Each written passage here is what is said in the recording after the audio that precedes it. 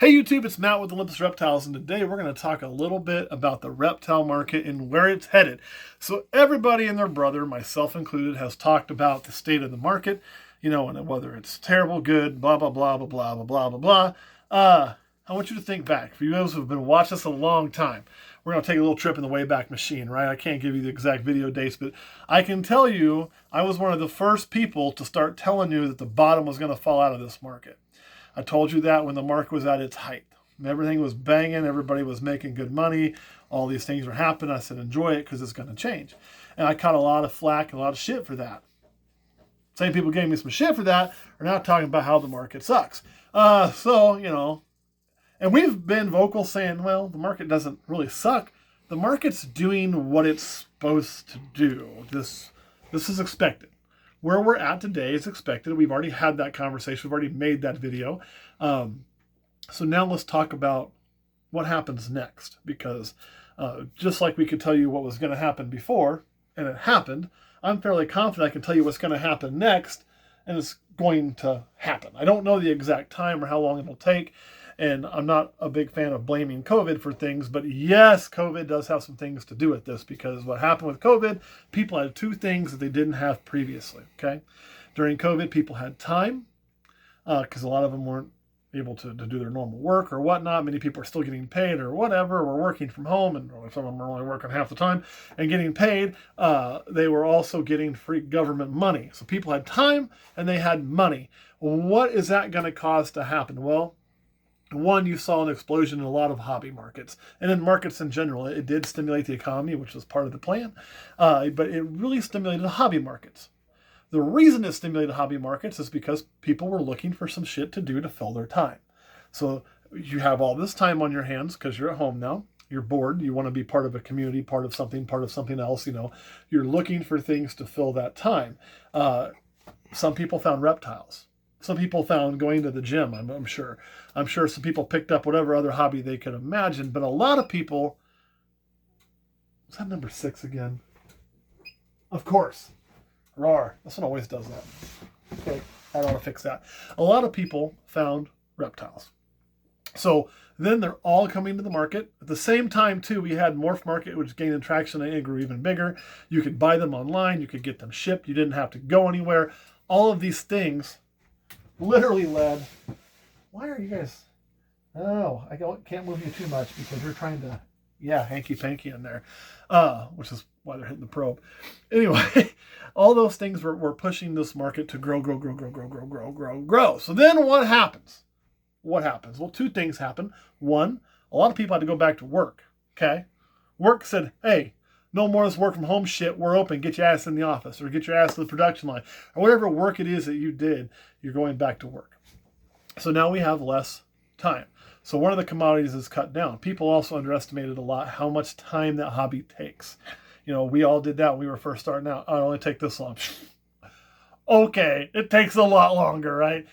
The other thing that happened is money changed. Anytime you dump that much money into the market, you drive up that much demand and you drive up prices, you are going to then start to see some other factors that cause some inflationary things. Because let me tell you something about rich people. What I mean by rich people is I'm not talking about your uncle down there that has a good job and makes $200,000-$300,000 a year. I'm not talking about the neighborhood small town millionaire. I'm not even talking about the big town millionaire. I'm not talking about the guys sitting on $4 or $5 million. I'm talking about the guys that own large companies, okay? Or even the people that own companies maybe aren't so large but are controlled by large companies, like your franchisees. Some of those guys. If they're making X amount of dollars, okay, they're not going to make less than that for very long. They don't have to.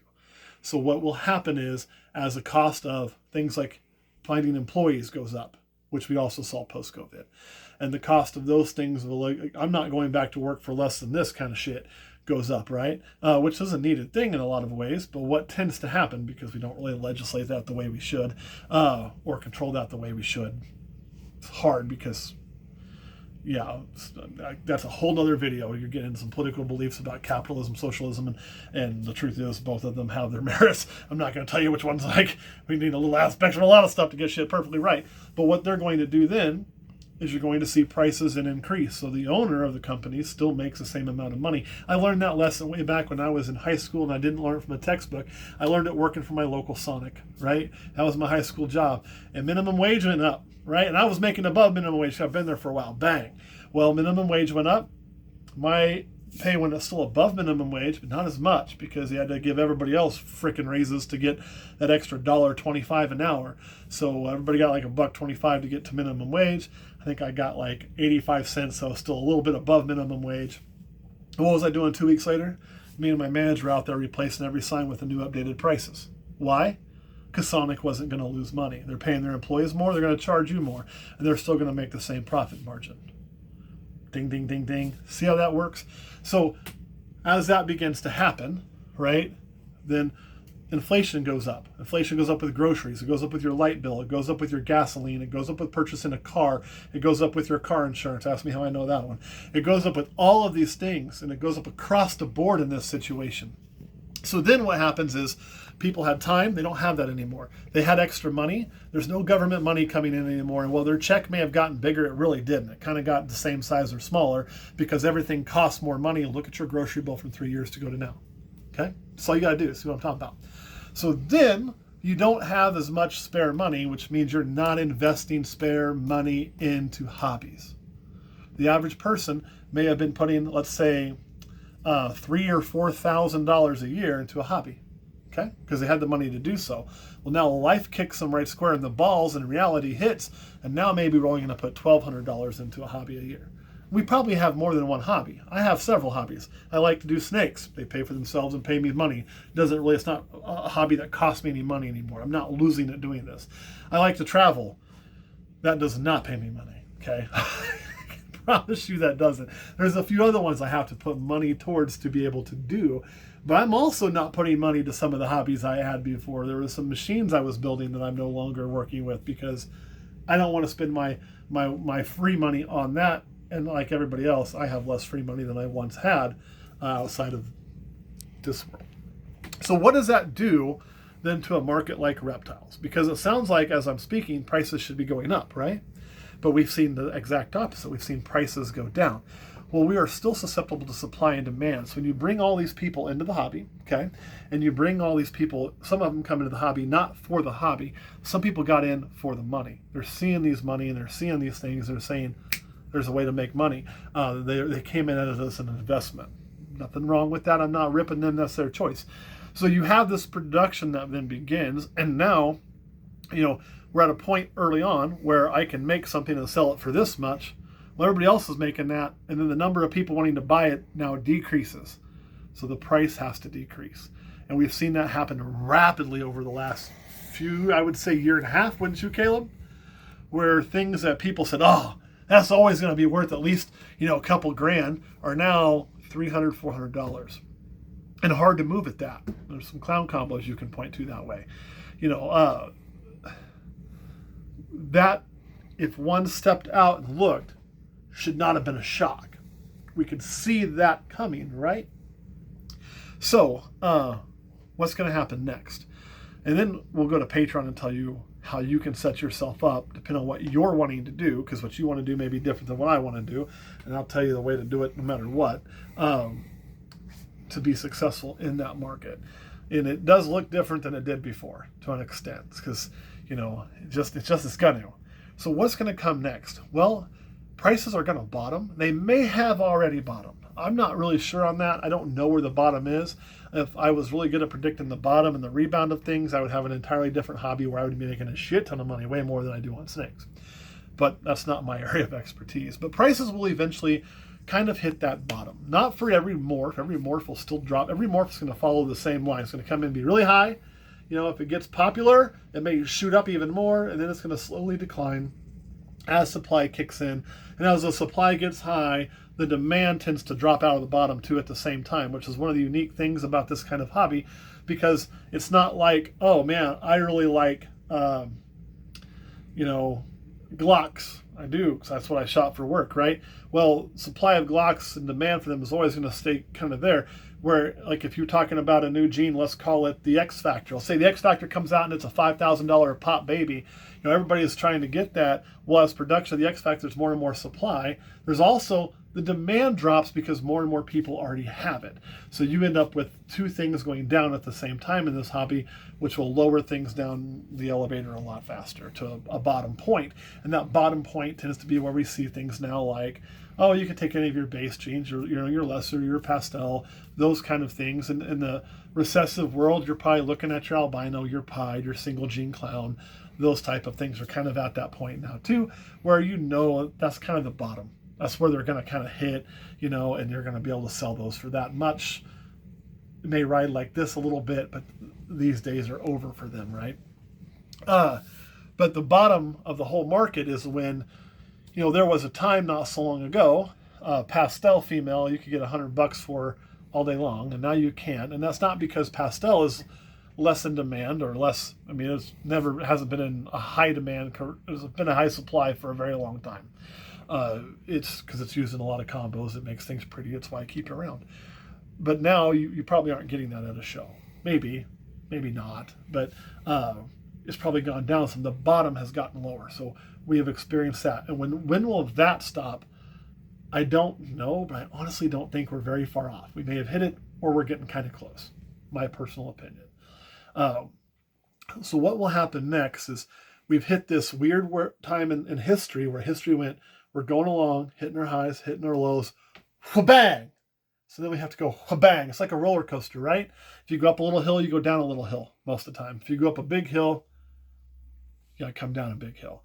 But at the bottom of that hill, you're not going to stay at the bottom forever. It is like that roller coaster. So what's going to happen next is I think we'll stabilize, right? And then after we stabilize, and we'll kind of set stable for anywhere from probably a year to 2.5 years. We're then going to see a growth cycle. The evidence for that growth cycle to be coming in ball pythons, specifically about ball pythons here, is there. And it's not where you think you see. I'm going to tell you where it is and where I see it. And then you're going to be like, this guy's fucking stupid. But go back and look at what I told you before and realize I told you all this was going to happen before it happened. I was one of the first ones to do that. And I'm going to be right here too. Okay? So where we see that evidence for that uptick to come is it's right here. It's things like we need to, people getting out of the ball python market, right? They're selling out. Now, that's going to push prices lower for a while. It is. But there's a lot of people doing that. That's okay. It's fine. You're starting to see the complaints of there's too many ball python breeders at shows, again, which we didn't really have that complaint as often. It was still there, but it was there by people who wanted certain other species and didn't see them. Now you're hearing that from people who have ball pythons. They're saying there's too many ball python breeders at shows. I'm going to get out of that and do something different. Okay? That's because they're chasing the financial side of it. That's what they're doing. It's okay. It's their prerogative. So you're going to see that happening. And the more you hear those things, the more that tells me that we're hitting the bottom. We're going to ride there for a while, and then we'll see the upswing. Here's why that works, okay? It's really simple.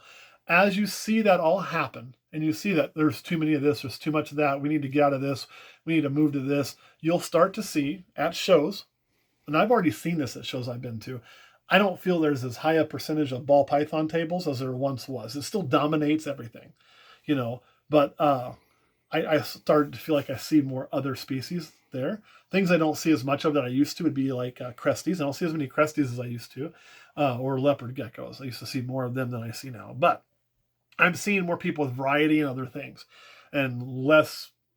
If it was 20 tables, 19 were all ball pythons before, now it's probably 20 tables and 16 are all ball pythons. It's still a dominating thing, and it will maintain that for quite a while.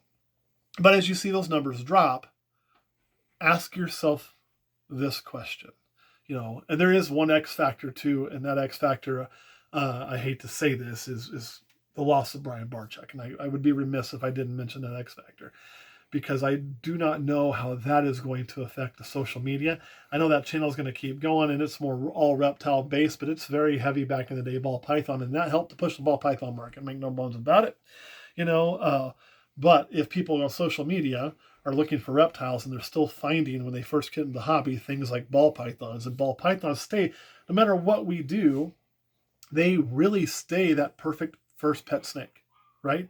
They're a python, which sounds cooler than a corn snake. I hate to say it, corn snake people, don't hang me over it. It's a little more exotic sounding. It's got the python name in it. Yeah, sounds like you want to drink beer and fuck shit up. I got me a python. So it's got that going for it. It's a bigger bodied snake than a corn snake. It's an easier to handle snake than, say, a corn snake. By easier to handle, I mean they tend to move less.